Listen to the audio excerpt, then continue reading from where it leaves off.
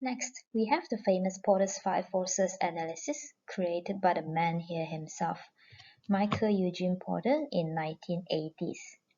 He's known for his theories on the economics and business strategy, also a professor in Harvard University. Now, Porter's Five Forces help us to understand how attractive is the business. It covers the five forces, where we will examine each in details to determine the competitive behaviors in the market and ultimately understand our leverage and how can we influence the supplier. So Porter's five forces, it has five forces, right, on your left here. We will go through one by one in detail. First up, we will discuss entry barriers. So entry barriers, it says how hard will it be for a new competitor to enter the supply market? Is it difficult for them to have a new supplier for that particular commodity? And then we would need to discuss also what are the barriers to entry and what are the impact they have for our commodity. Imagine for a particular product, if it is very hard to get new supplier, that means to say your supplier size will remain, right? And this will impact your buying power, because if the supplier size is always 5 or 10, then this is your limit as a buyer, because you are always facing this the same pool of supplier. So entry barriers, what are the barriers right here? Investment costs, legal barriers, government policies, demand potential, brand loyalty. All these things are the determinants that a businessman will consider whether they wanted to enter that particular product. For example, now in 2021, COVID pandemic is still everywhere in the world, right? Imagine if healthcare industry would need glove product. If you are a businessman right now, would you enter a glove product? Then you would want to consider your return of investment, right? Investment cost it is. What are the barriers of the regulation that would limit your investment? Or some of the government policies, can you import or export, how to bring in all the chemicals and not, whether the demand would still be there forever or this is a cyclical industry. So all these are determinants for a businessman, in this case your supplier, to consider whether they wanted to enter this industry. So after understanding all these determinants, then you should be able to decide for your supplier in this sense. Do you think a supplier would want to enter this industry? No. Think about it, right? So entry barriers is one of the forces that we would start off now. Next up, we have threat of substitute. Whether there are any substitute for the product or services, and definitely we will look into what are the impact we have. Now, just now we were talking about glove, right? I would like to ask you this. Do we have any replacements of glove?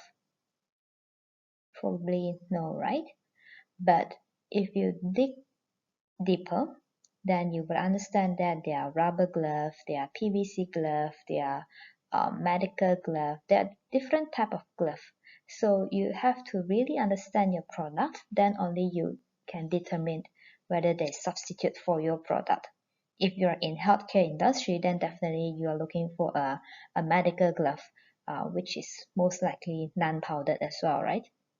Then you would also want to consider, for example, if you are in food industry, do you want to use normal rubber glove or PVC glove, depending, then you would be able to tell whether your product is substitutable or not. So determinants here is that definitely product differentiation, we were talking about different materials, price war, ease of substitution, whether it is easy to substitute your product, and definitely brand loyalty. If I had been using this brand, would I want to change to a new brand? So as a buyer, you would need to consider all this impact, because if your product can be replaced, it meant to say you can choose from A supplier to B supplier, right? Even because you have a lot of selections of your product. So it helps you in this sense. But it would be difficult for supplier, right? They would be worried that the market share would be steered by other different products, right? Next up, we have power of buyer. It is directly opposite with power of supplier. Pretty straightforward, I would say. We always look into demand versus supply balance, right? So what are the power do we have in this sense? Can we influence our suppliers and then ultimately control the cost or mitigate the risk? So what are the factors that will impact our power? Typically, number of buyers. If there are a lot of buyers out there, it meant to say the demand power is very high, right? Which is not too good for you because there are other people wanted to buy the same thing just like you. The only thing you may differentiate from other buyers would be perhaps the purchase quantity. For example, if you have a big market share that you can control the pricing, then yes, then you have a lot of power. We also consider a lot of switching costs and product dependency. For example, are you able to switch that particular product? And if you are to switch the product, what would be the impact for the company, right? What are the costs incurred in terms of operating, manpower, and so on? Definitely, it will link to your operation as well, whether you are that dependent on that particular product. Can you just change like that? What are the transition period you will need? So power of suppliers, as we have shared, it is opposite with power of buyer. We now want to see how much power does the supplier have, because ultimately if the supplier has a lot of power, then they can control the pricing, right? So now we would have to understand what are the impacts or factors that would change the supplier behavior right here. So pretty much we look into the number of suppliers to see how many pieces of cake out there, product differentiation, switching costs, product quality, all this can be considered.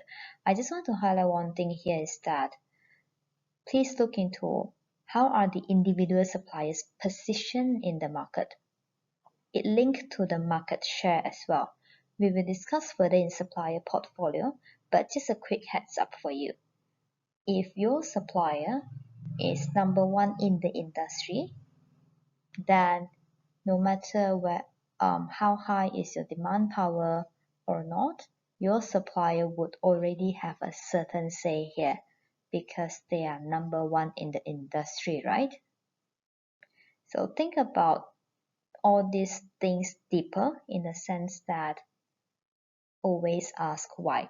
If there are a lot of supplier out there, what can you do? Who owns the biggest share? Who has the biggest capability? Who has the strongest financial help point? Or even who has the closest relationship with you and who love to collaborate with you the best? We will discuss a lot about supplier in next section, strategy section, or for market intelligence personnel. You can always refer back to another course, 7 Steps of Strategic Sourcing, where we'll look into a supplier perspective. Last but not least, industry rivalry. How intense is this competition between the suppliers, right? And what leads to all these competitive factors? You would already see here that all these four forces, entry barriers and the rest, impact the rivalry, of course, right? Because all these things change. So typically the determinants here is that number of players you have seen here already, number of players in terms of buyers versus suppliers. Economic base, this would be either for your supplier, their financial strength, or even you as a buyer, whether you have the budget to buy that particular product, or even economic base to enter a new market or to change a product. innovation, growth rate, all these things are correlevant to each other. So all these five forces combined into one will help us to understand who has the larger power. Now this is a quick summary for everything. We have five forces here. For entry barriers, as a recap, we will see whether it is difficult for a supplier to enter that industry, because if it is difficult, it meant to say not much of supplier would like to have be involved in this industry, right? So you always have that amount of number of supplier. That meant to say your buying power may be low because you're always dealing with the same pool of supplier. Next up, we have power of buyer. So here you have to understand what are the forces that are challenging the suppliers and how would they respond to you. So always understand what is your demand, how do you stand in the entire market, how can you impact your supplier decision, then you can determine whether you have high or low power. Next, threat of substitute. Is your product interchangeable or not? If your product is easily changeable, it is somewhat good for you, right? Because you have flexibility to change. Next, on power of suppliers, as we said, opposite of power of buyer. So always look into different components. How can we control our supplier? Do we have the power to control them? One myth about this is that a lot of the corporate company or big company, they think that, hey, we are a huge company, we can control our supplier. But a lot of the buyer would forget as well. Your supplier may be just another international company, right? It could be even bigger than your company. So always think from a supplier perspective. Is your business as a buyer important to your supplier? Maybe yes, maybe no. So think about this sense as well. Now, last but not least, industry rivalry. Combining all these factors, is your product in a competitive environment? If it is in a very competitive environment, then it is good or bad, right? Good as in you can control the price because the supplier wanted to get your business. On the other hand, competitive would also mean that there are too many suppliers for you to choose from, whether the quality is good or bad, or whether the supplier wants this business or not. So think about Porter's five forces analysis, and then we will move on to how can we combine all this information to build strategy. A quick hint is that if you have determined that you as a buyer hold the balance of power, you have the power to control the cost, then your direction would go to cost. How can you improve the cost? Or alternately, if your supplier has a lot of power, you can't really negotiate prices with them, right? Then you might want to be different in this sense. Other than cost, what can you discuss with your supplier? It could be technology, right? It could be changing the recipe. It could be changing the process, or even it could be cooperation with your supplier to build a stronger relationship. So these are some of the different ways for you to build a strategy after understanding who holds the power. We will go further details in step 4 strategy section.